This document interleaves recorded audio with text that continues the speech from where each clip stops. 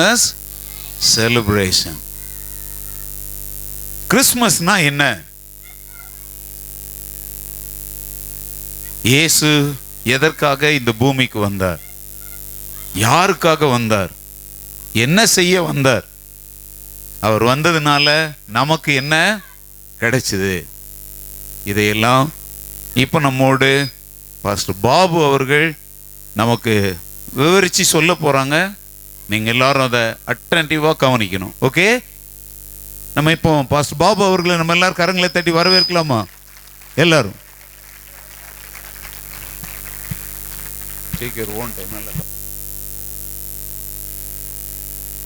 ஹல்லேலூயா. இல்லை நல்லா என்ஜாய் பண்ணீங்களா? ஸ்தோத்திரம். இந்த நேரத்தில் கூட ஆண்டவராகிய இயேசு கிறிஸ்துவின் அன்பின் நாமத்திலே அகாப்பே பைபிள் சபைகளின் சார்பாக வந்திருக்கிற ஒவ்வொருவருக்கும், சபை விசுவாசிகள் மற்றும் நண்பர்கள் ஒவ்வொருவருக்கும் அன்பான கிறிஸ்துமஸ் மற்றும் புத்தாண்டு நல்வாழ்த்துக்களை அன்போடு கூட நான் தெரிவித்துக் கொள்கிறேன். இப்போ நீங்க நிறைய நிகழ்ச்சிகளை நீங்க பார்த்துட்டு இருக்கிறீங்க. இன்னும் அருமையான இன்னும் பல நிகழ்ச்சிகளை நீங்க பார்க்க போறீங்க. இப்போ இதுக்காக எவ்வளவோ செலவுகள் எல்லாம் செய்யப்பட்டு கொண்டு இருக்கிறது. ஏன் இவ்வளவு விதமான நிகழ்ச்சிகளை நம்ம செய்கிறோம்?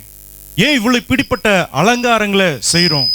இந்த கிறிஸ்மஸ் பண்டிகையானது இந்திய தேசத்தில் மட்டுமல்ல, முழு உலகத்திலுமே கொண்டாடப்படுகிற ஒரு உன்னதமான ஒரு பண்டிகையாக இருக்கிறது. எந்த ஒரு பண்டிகையுமே முழு உலகத்திலும் என்ன செய்யறதில்ல, கொண்டாடுவது கிடையாது. இந்த கிறிஸ்மஸ் பண்டிகை கிறிஸ்தவர்கள் மட்டுமல்ல, எல்லா வகையான எல்லா தரப்பு ஜனங்களும் என்ன செய்யறாங்க, சந்தோஷத்தோட கொண்டாடுறாங்க. இப்போ நீங்க அநேக நிகழ்ச்சிகளை நீங்க பார்த்துட்டு இருக்கீங்க. இதனுடைய மைய கருத்து என்ன? இதனுடைய யாருக்காக இந்த கிறிஸ்மஸ் இந்த பண்டிகை கொண்டாடப்படுகிறது? நல்லா கவனிச்சீங்கன்னா, இந்த உலகத்தினுடைய சரித்திரமே இயேசு கிறிஸ்துவை மையமாக வைத்தே பிரிக்கப்பட்டிருக்கிறது. கிறிஸ்துவுக்கு முன், கிறிஸ்துவுக்கு பின் என்ற இந்த உலகமே என்ன செய்யப்படும், இரண்டாக பிரிக்கப்பட்டிருக்கிறது. நல்லா கவனிங்க. நான் சுருக்கமாக நான் சொல்லி முடிக்க விரும்புகிறேன். ஆண்டவராகிய இயேசு கிறிஸ்து ஏன் இந்த பூமிக்கு அவர் வரணும்? யோவான் எழுதின சுவிசேஷம் 1வது அதிகாரத்துல 9வது வசனத்துல எழுதப்பட்டிருக்கிறது, உலகத்துல வந்து எந்த மனுஷனையும் பிரகாசிப்பிக்கிற மெய்யான ஒளி என்று சொல்லப்பட்டிருக்கிறது. ஆண்டவராகிய இயேசு கிறிஸ்து இந்த உலகத்திலே அவர் மெய்யான ஒளியாக அவர் இருக்கிறார். யோவான் சுவிசேஷகன் இவ்விதமாக அவர் எழுதுகிறார், ஆண்டவராகிய இயேசு கிறிஸ்துவை ஒரு ஒளிக்கு அடையாளமாக. இப்போ இந்த இடத்துல நீங்க எவ்வளவோ அலங்காரமான விளக்குகளை நீங்க பாக்குறீங்க. ஒருவேளை இந்த இடத்துல விளக்கு இல்லை, அதாவது எலக்ட்ரிசிட்டி பல்ப்ஸ் எதுவுமே இல்லை அப்படின்னா நிச்சயமாகவே நாம் இப்படிப்பட்ட நிகழ்ச்சியை சிறப்பாக நாம் நடத்த முடியாது. இருளான இடத்துல எங்கும் தடுமாற்றம் தான் என்ன செய்யும், இருக்கும்.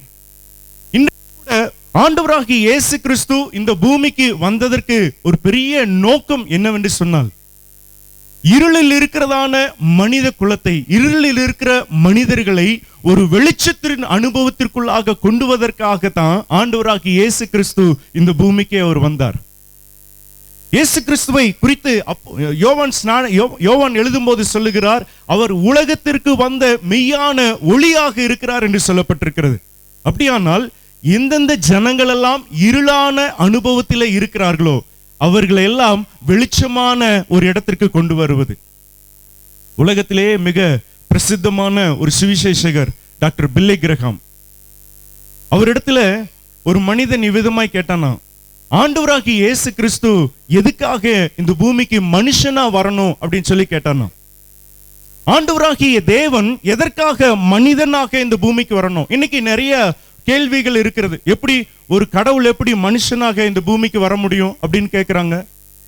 எப்படி ஒரு கடவுள் மனுஷனாக எதற்காக இந்த பூமிக்கு வரணும்னு கேட்கிறாங்க. அதற்கு டாக்டர் பில்லி கிரஹாம் அருமையான ஒரு உதாரணத்தை சொல்லி அவர் இவ்விதமாக அவனுக்கு புரிய வைத்தாராம். இப்போ ஆண்டவராகிய தேவன் இந்த முழு உலகத்தையுமே உண்டாக்கின சர்வ வல்லமையுள்ள தேவனாக அவர் இருக்கிறார். வேத வசனம் இவ்விதமாய் சொல்லுகிறது, இந்த உலகத்திலே நாம் பார்க்கிற எல்லாவற்றையும், இந்த உலகத்தில் இருக்கிற ஒவ்வொரு மனிதர்களையுமே உண்டாக்கினவர் நம்முடைய பிதாவாகிய தேவன். அதுக்கு சொல்லிட்டு அவர் இந்த ஒரு ஒரு உதாரணத்தை சொன்னாராம். அவர் இந்த மனிதனை, கேள்வி கேட்ட மனுஷனை பார்த்து சொன்னாராம், பிரதர், இப்போ நீங்க ஒரு சின்ன பூச்சியை நீங்க உருவாக்குறீங்கன்னு வச்சுக்கோங்க அப்படின்னு அவர் சொன்னாராம்.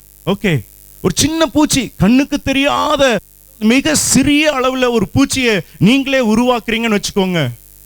இப்போ நீங்களே அந்த பூச்சியை உருவாக்கினதினாலே அந்த பூச்சியை நீங்க மிகவும் அதிகமாக நீங்கள் நேசிக்கிறீர்கள். ஏன்னா நீங்க தான் அந்த பூச்சிக்கு என்ன செஞ்சிருக்கிறீங்க?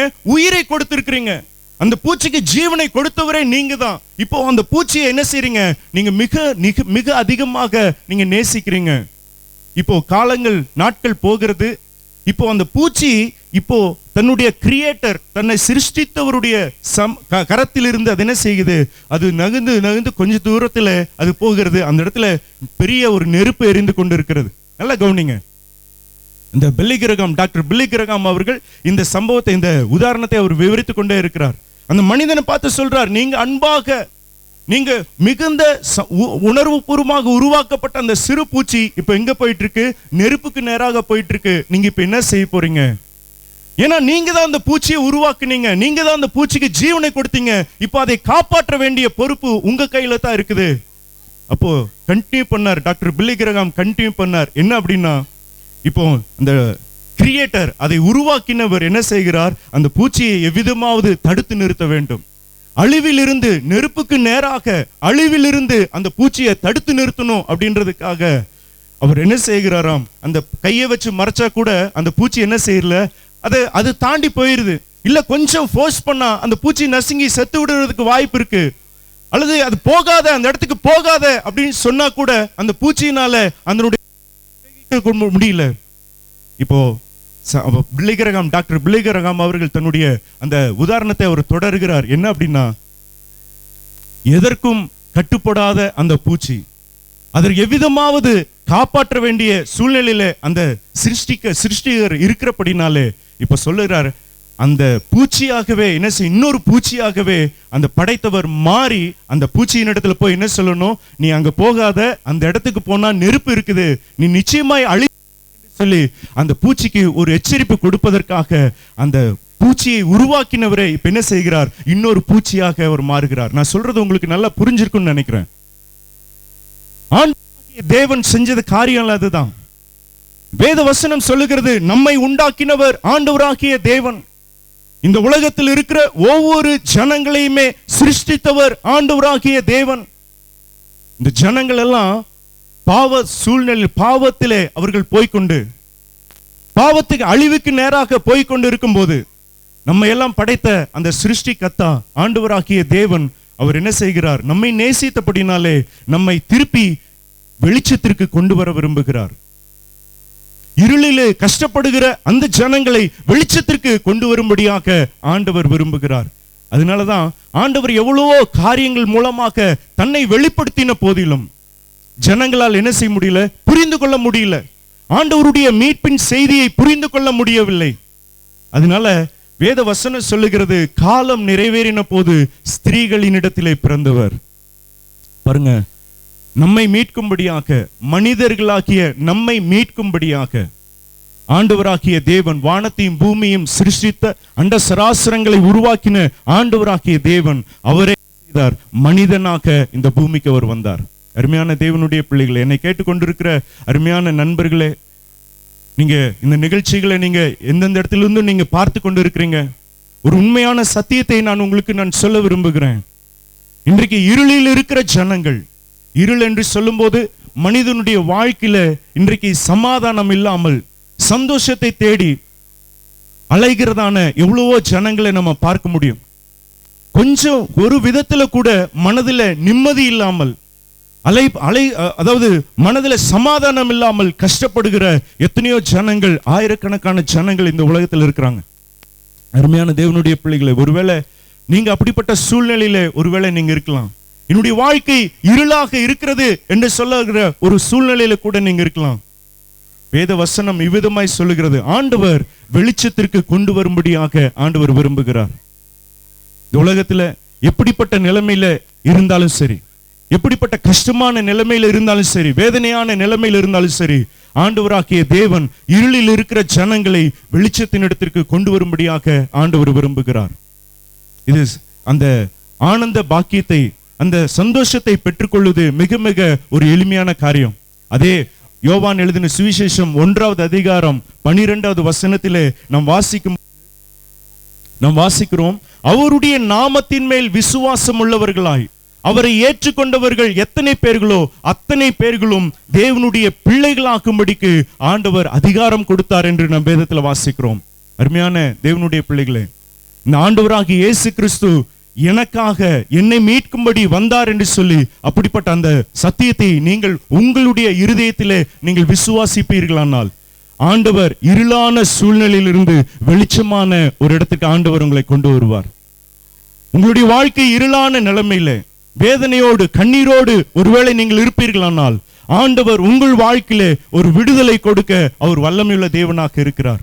வேத வசனம் இவ்விதமாய் அழகாக சொல்லுகிறது, ஆண்டவராகிய இயேசு கிறிஸ்து அவர் நமக்காக அவர் என்ன செய்தாராம்? அவர் மரித்தார். அந்த இருளின் கஷ்டத்தில், இருளின் அழிவுக்கு நேராக சென்று கொண்டிருக்கிற ஜனங்களை மீட்கும்படியாக வேதம் சொல்லுகிறது, பாவத்தின் சம்பளம் மரணம் என்று சொல்லப்பட்டிருக்கிறது. இந்த உலகத்திலே பாவம் செய்கிற ஒவ்வொருவருமே மரணத்தை சந்திக்க வேண்டும், அதாவது நரகத்தை சந்திக்க வேண்டும். ஆண்டவர் பாருங்க, நம்ம எல்லாத்தையும் உருவாக்கினால, அவர் நம்ம மேல வைத்த அன்பினாலே நமக்கு ஒரு மீட்பை கொடுக்கும்படி ஆண்டவர் விரும்புகிறார். அப்போ வேதவசனம் சொல்லுகிறது, ரத்தம் சிந்துதல் இல்லாமல் பாவ மன்னிப்பு இல்லை என்று சொல்லப்பட்டிருக்கிறது. அப்போ நம்முடைய பாவங்கள், உலக மனிதர்களுடைய பாவங்கள் எல்லாம் நீக்கப்படணும் அப்படின்னா ஒரு ரத்தம் சிந்தப்பட வேண்டியது அவசியமா இருக்கிறது. அந்த செய்யும்படி ஆண்டவர் முடிவு பண்ணார். என்ன அப்படின்னா, இந்த உலகத்தினுடைய ஜனங்களை மீட்பதற்காக தன்னைத்தானே, தன்னுடைய சொந்த ரத்தத்தையே நமக்காக அவர் சிந்தினார். அதற்காக நம்முடைய பாவங்கள் போக்கப்படுவதற்காக இன்னைக்கு வேற வேற ரத்தங்களை சிந்த வேண்டிய அவசியம் இல்லை. பறவைகளுடைய ரத்தமோ மிருகங்களுடைய ரத்தமோ செலுத்த வேண்டிய அவசியம் இல்லை. ஆண்டவராகிய இயேசு கிறிஸ்து இந்த பூமிக்கு வந்து நம்முடைய பாவங்களை மீட்கும்படியாக, நமக்கு ஒரு ரட்சிப்பை கொடுக்கும்படியாக, இருளில் இருந்து வெளிச்சத்திற்கு கொண்டு வரும்படியாக அவர் தன்னுடைய சொந்த ரத்தத்தையே கல்வாரி சிலுவையிலே அவர் சிந்தினார். அருமையான தேவனுடைய பிள்ளைகளே, நண்பர்களே, விசுவாசிகளே, இந்த சத்தியத்தை உங்களுடைய இருதயத்திலே நீங்கள் விசுவாசிப்பீர்களானால், நீங்கள் உண்மையாவே நீங்க நம்புவீங்கன்னா, ஆண்டவர் இயேசு கிறிஸ்து எனக்காக ரத்தம் சிந்தினார் என்று நீங்கள் விசுவாசிப்பீர்களானால், நம்புவீர்களே ஆனால், நிச்சயமாக உங்களுடைய உள்ளத்திலே ஒரு தெய்வீக சமாதானத்தை ஆண்டவர் கொடுக்க முடியும். இயேசு சொல்லப்பட்டிருக்கிறது, இருளில் இருக்கிற ஜனங்கள் பெரிய வெளிச்சத்தை கண்டார்கள். எப்போ இயேசு கிறிஸ்து பிறந்த அந்த காரியத்தை சொல்லும் போது இருளில் இருக்கிற ஜனங்கள் பெரிய வெளிச்சத்தை அவர்கள் கண்டார்கள். இன்றைக்கு ஆண்டவர் ஒரு பெரிய வெளிச்சத்தை, ஒரு ஆனந்தமான வாழ்க்கையை கொடுக்க ஆண்டவர் விரும்புகிறார். அருமையான தேவனுடைய பிள்ளைகளே, என்னை கேட்டுக்கொண்டிருக்கிற அருமையான நண்பர்களே, இப்போ நம்ம செய்கிறதான ஒவ்வொரு கொண்டாட்டத்தினுடைய ஒவ்வொரு காரியத்தினுடைய மைய பகுதியும் அந்த காரியம்தான், இருளில் இருந்து வெளிச்சத்திற்கு. அதனால இந்த நாளிலே நான் செய்தியை நான் முடிக்கிறேன்.